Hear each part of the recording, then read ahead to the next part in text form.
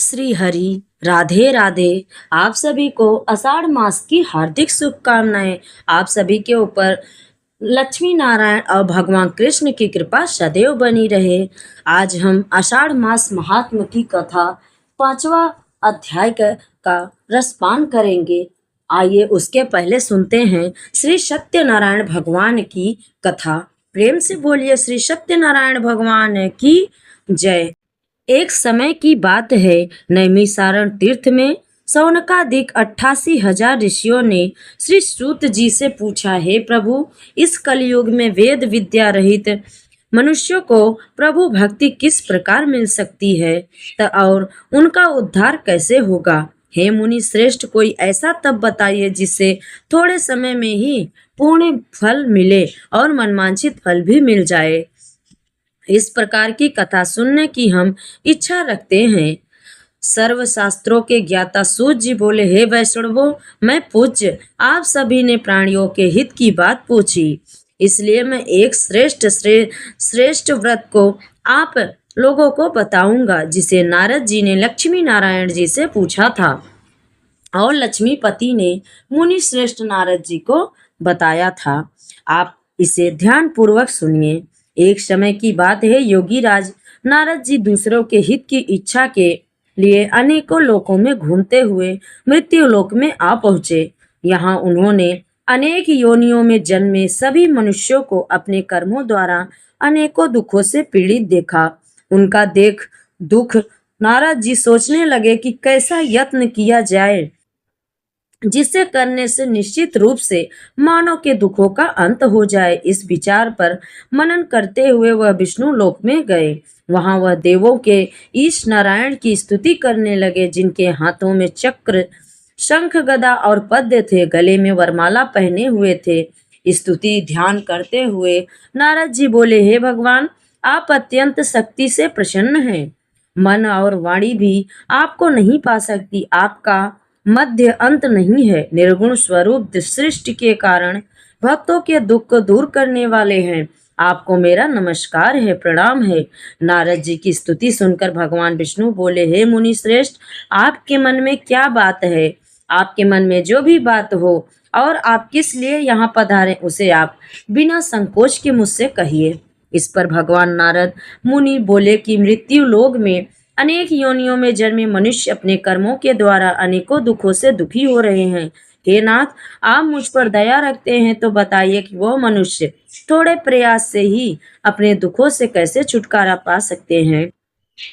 श्री हरि बोले, हे नारद, मनुष्यों की भलाई के लिए तुमने बहुत अच्छी बात पूछी। जिसके करने से मनुष्य मोह से छूट जाता है, वह बात मैं कहता हूँ, उसे ध्यान पूर्वक सुनो। स्वर्गलोक और मृत्यु लोक में एक दुर्लभ उत्तम व्रत है जो पूर्ण देने वाला है।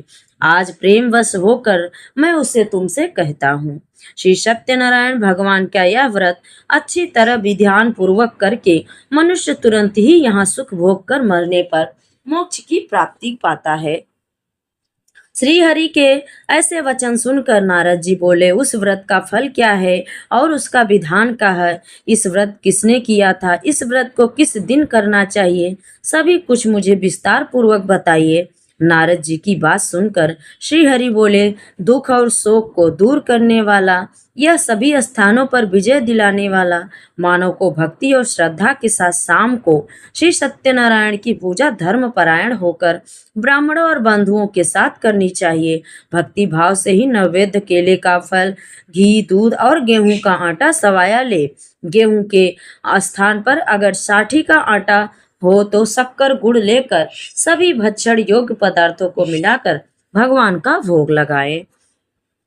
ब्राह्मणों सहित बंधु बांधवों को भी भोजन कराएं। उसके बाद स्वयं भोजन करे, भजन कीर्तन के साथ भगवान की भक्ति में लीन हो जाए।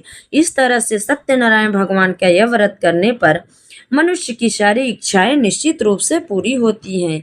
इस कलिकाल अर्थात कलयुग में मृत्यु लोक में मोक्ष का यही एक सरल और महत्वपूर्ण उपाय है। आइए कथा सुनते हैं। श्री सत्यनारायण व्रत का पहला अध्याय। प्रेम से बोलिए सत्यनारायण भगवान की जय। सूत जी बोले, हे ऋषियों, जिसने पहले समय में इस व्रत को किया था उसका तुमसे मैं इतिहास कहता हूँ, ध्यान होकर सुनो। सुंदर काशीपुर नगरी में एक अत्यंत निर्धन ब्राह्मण था। भूख प्यास से परेशान वह धरती पर घूमता रहा। ब्राह्मणों से प्रेम करने वाले भगवान ने एक दिन ब्राह्मण का वेश धारण कर उसके पास जाकर पूछे, हे विप्र, नित्य दुखी होकर तुम पृथ्वी पर क्यों घूमते हो? दीन ब्राह्मण बोला, मैं निर्धन हूँ ब्राह्मण, भिक्षा के लिए धरती पर घूमता हूँ। हे भगवान, यदि आप इसका कोई उपाय जानते हो तो कृपा करके इस वृद्ध ब्राह्मण को बताइए। ब्राह्मण कहते हैं कि सत्यनारायण भगवान को मनवांछित फल देने वाले हैं, इसलिए तुम उनका पूजन करो। इससे करने से मनुष्य सभी दुखों से मुक्त हो जाता है। वह वृद्ध ब्राह्मण बनकर आए सत्यनारायण भगवान उस निर्धन ब्राह्मण को व्रत का विधि विधान बताकर अंतर्ध्यान हो गए। ब्राह्मण मन ही मन सोचने लगा कि जिस व्रत को ब्राह्मण करने को कह गया मैं उसे अवश्य करूंगा। यह मन में निश्चय करने के बाद उसे रात भर नींद नहीं आई। वह सवेरे उठकर सत्यनारायण भगवान के व्रत का निश्चय कर भिक्षा के लिए चला गया। उस दिन निर्धन ब्राह्मण को भिक्षा में इतना धन मिला कि उसने उससे बंधु बांधवों के साथ मिलकर श्री सत्यनारायण भगवान का व्रत संपन्न किया। भगवान सत्यनारायण का व्रत संपन्न करने के बाद वह निर्धन ब्राह्मण सभी दुखों से छूट गया और अनेक प्रकार की संपत्तियों से युक्त हो गया। उसी समय से वह ब्राह्मण हर माह इस व्रत को करने लगा। इस तरह से सत्यनारायण भगवान के व्रत को जो मनुष्य करेगा वह सभी प्रकार के पापों से छूटकर मोक्ष को प्राप्त होगा। जो मनुष्य इस व्रत को करेगा वह सभी दुखों से मुक्त हो जाएगा।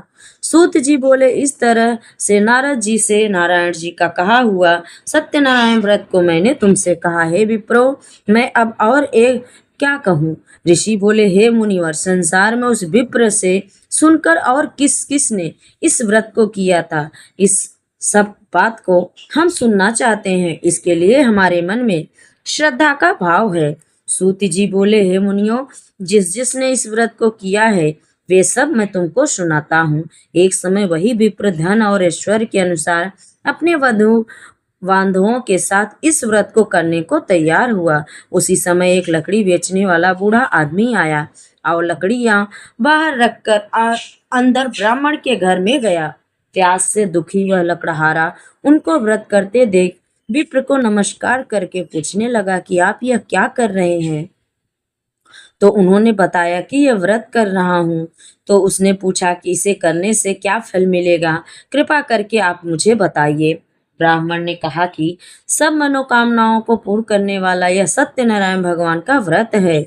इसकी कृपा से ही मेरे घर में धन धान्य की वृद्धि हुई है। विप्र से सत्यनारायण व्रत के बारे में जानकर लकड़हारा बहुत प्रसन्न हुआ। भगवान का शरणामृत लेकर और प्रसाद खाने के बाद वो अपने घर गया। लकड़हारे ने मन में संकल्प लिया कि आज लकड़ी बेचने से जो धन मिलेगा उसी से सत्यनारायण भगवान का उत्तम व्रत करूंगा। मन में इस विचार को ले बूढ़ा बेचने चले गया।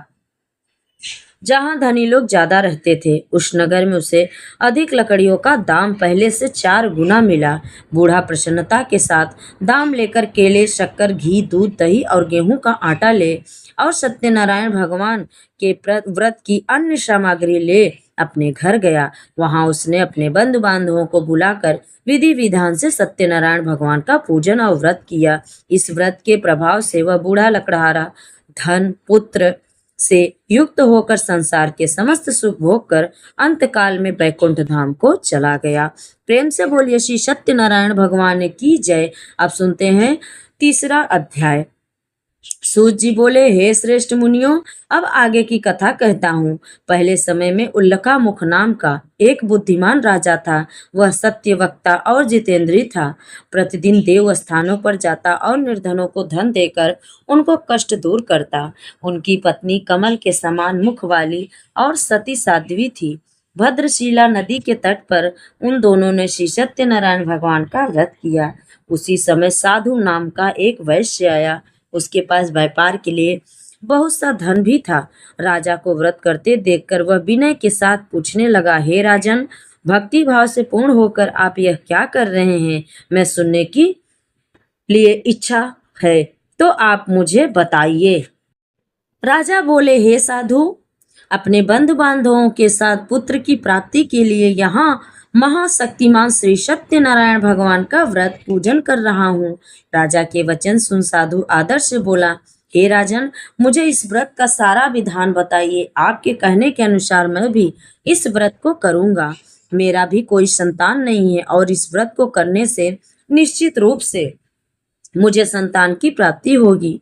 राजा से व्रत का सारा विधान सुन व्यापार से निवृत्त हो वह अपने घर गया। साधु वैश्य ने अपनी पत्नी को संतान देने वाले इस व्रत का वर्णन कह सुनाया और कहा कि जब मेरी संतान होगी तब मैं इस व्रत को करूंगा। साधु ने इस तरह के वचन अपनी पत्नी लीलावती से कहे। एक दिन लीलावती पति के साथ आनंदित हो संसारिक धर्म में पवित्र होकर सत्यनारायण भगवान की कृपा से गर्भवती हो गई। 10वें महीने में उसे गर्भ से एक सुंदर कन्या ने जन्म लिया। दिनों दिन वह ऐसे बढ़ने लगी जैसे कि शुक्ल पक्ष का चंद्रमा बढ़ता है। माता पिता ने अपनी कन्या का नाम कलावती रखा।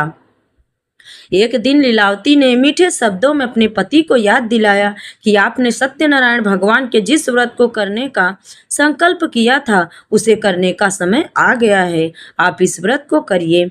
साधु बोला, हे देवी, इस व्रत को मैं उसके विवाह पर करूंगा। इस प्रकार अपनी पत्नी को कहकर वह नगर को चला गया। कलावती पिता के घर में रहकर वृद्धि को प्राप्त हो गई।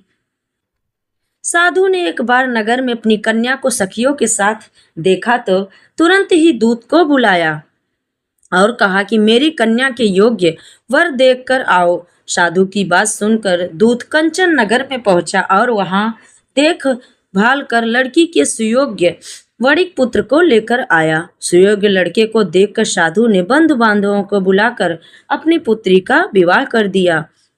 लेकिन दुर्भाग्य की बात की वे साधु ने अभी भी श्री सत्यनारायण भगवान का व्रत नहीं किया। इस पर श्री भगवान क्रोधित हो गए और श्राप दिया कि साधु को अत्यधिक दुख मिले। अपने कार्य में कुशल साधु बनिया जमाई को लेकर समुद्र के पास स्थित होकर रत्नासारपुर नगर में गया। वहां जाकर दामाद ससुर दोनों मिलकर चंद्रकेतु राजा के नगर में व्यापार करने लगे।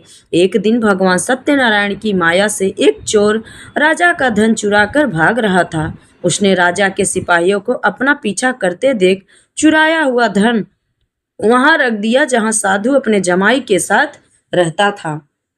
राजा ने सिपाही के साथ वैश्य के पास राजा का धन पड़ा देखा तो वह सास ससुर जमाई दोनों को बांधकर प्रसन्नता से राजा के पास ले गए और कहा कि इन दोनों चोरों को हम पकड़ लाए हैं, आप आगे की कार्यवाही की आज्ञा दे।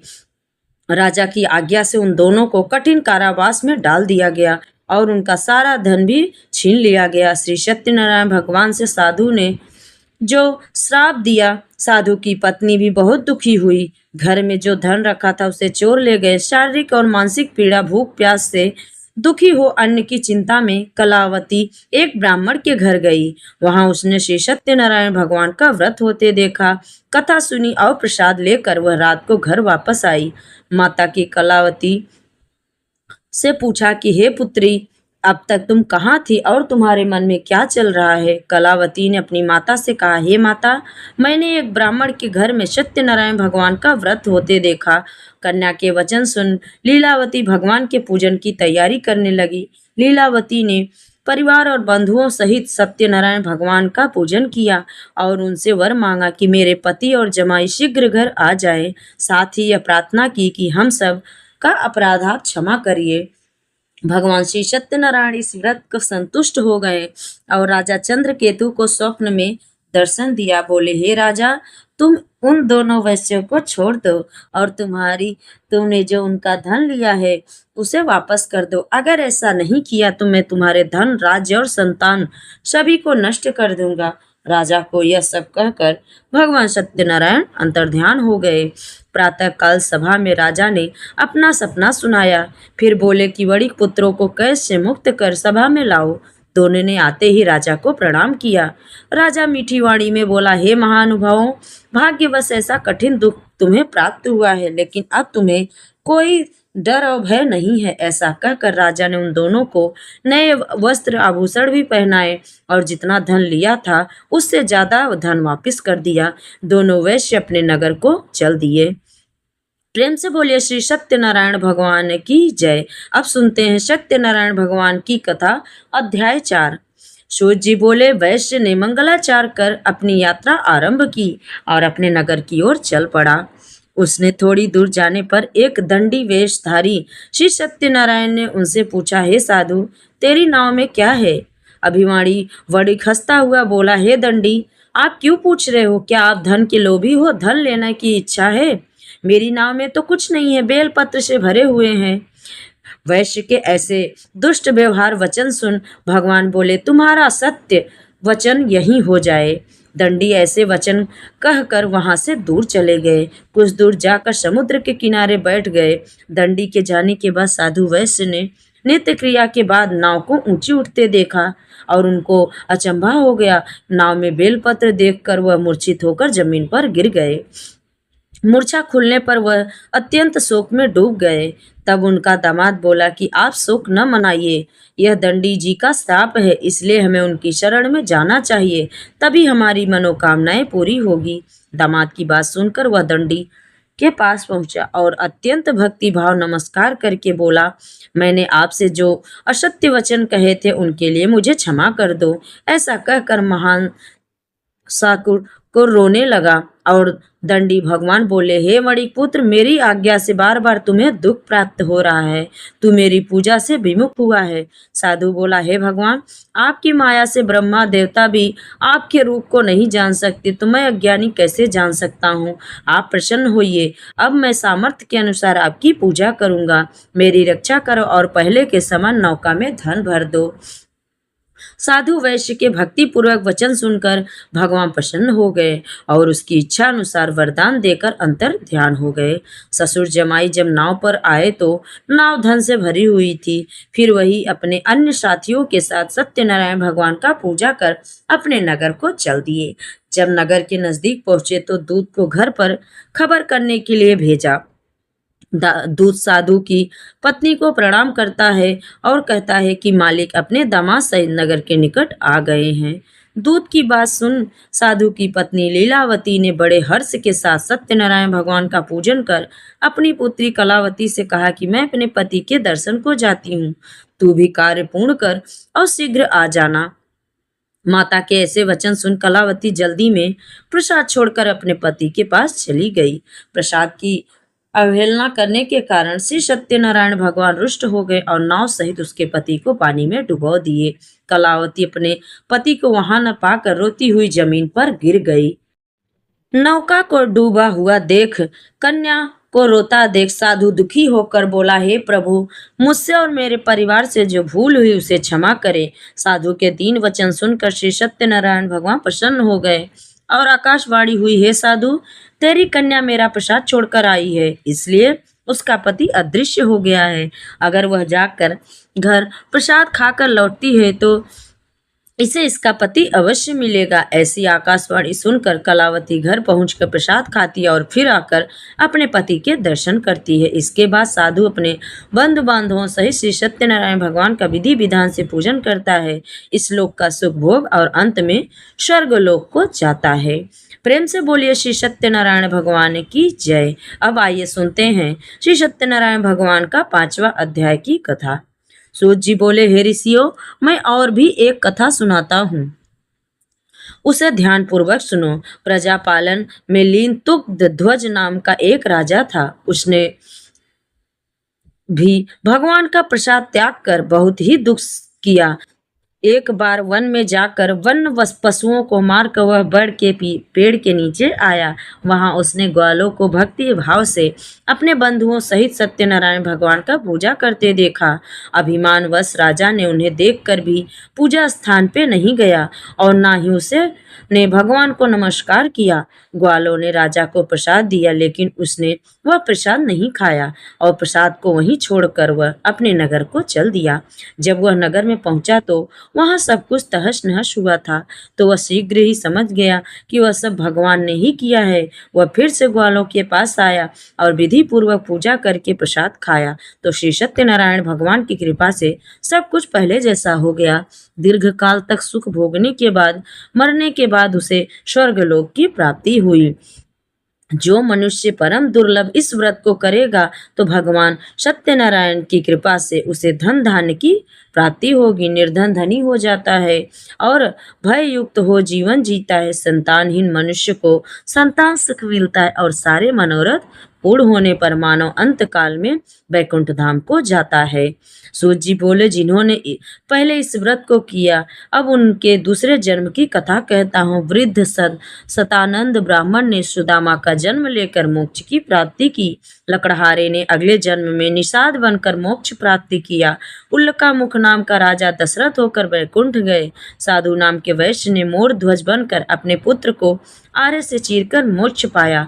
महाराजा तुग्ध ध्वज ने स्वयंभू होकर भगवान में अभियुक्त हो कर्म कर मोक्ष को प्राप्त हुआ। श्री सत्यनारायण व्रत कथा का 5वां अध्याय भी पूर्ण हुआ। प्रेम से बोलिए श्री सत्यनारायण भगवान की जय। अब आइए सुनते हैं आषाढ़ मास की महात्म की कथा। अध्याय 5। भगवान श्री हरि बोले, हे देवर्षि नारद, अब मैं तुम्हें उस दिव्य कथा का अगला भाग सुनाता हूँ जिसे सुनने मात्र से मनुष्य को अनेक जन्मों के पाप नष्ट हो जाते हैं और उसके हृदय में मेरे प्रति अटूट भक्ति उत्पन्न होती है। हे नारद, जब उस ब्राह्मण ने आषाढ़ मास का व्रत पूर्ण श्रद्धा और नियम पूर्वक आरंभ किया, तब उसके जीवन में अनेक परीक्षाएं आईं, लेकिन उसने कभी भी धर्म का त्याग नहीं किया। एक दिन प्रातः काल स्नान करके जब वह तुलसी के समीप दीप जलाकर मेरा ध्यान कर रहा था, तभी एक अत्यंत वृद्ध और दुर्बल ब्राह्मण उसके द्वार पर आया। उसने कांपते हुए स्वर में कहा, हे विप्र, मैं कई दिनों से भूखा हूँ। अगर तुम्हारे घर में कुछ अन्न हो तो मुझे दे दो। उस दिन ब्राह्मण के घर में केवल एक समय के भोजन भर का अन्न था, जिसे उसकी पत्नी ने बड़ी कठिनाई से जुटाया था। पत्नी ने कहा, स्वामी, यदि यह अन्न भी दे देंगे तो आज हम भूखे रह जाएंगे।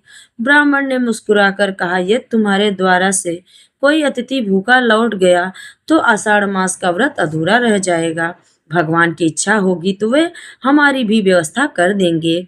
यह कहकर उसने सारा भोजन उस वृद्ध ब्राह्मण को अर्पित कर दिया। वृद्ध ब्राह्मण ने तृप्त होकर उसे आशीर्वाद दिया और कुछ ही क्षणों में अदृश्य हो गया। तब ब्राह्मण और उसकी पत्नी समझ गए यह कोई साधारण मनुष्य नहीं था। उसी समय आकाश से पुष्पों की वर्षा होने लगी और दिव्यवाणी सुनाई दी, हे धर्मनिष्ठ ब्राह्मण, मैं तुम्हारी श्रद्धा से अत्यंत प्रसन्न हूँ। अतिथि के रूप में स्वयं मैंने ही तुम्हारी परीक्षा ली थी।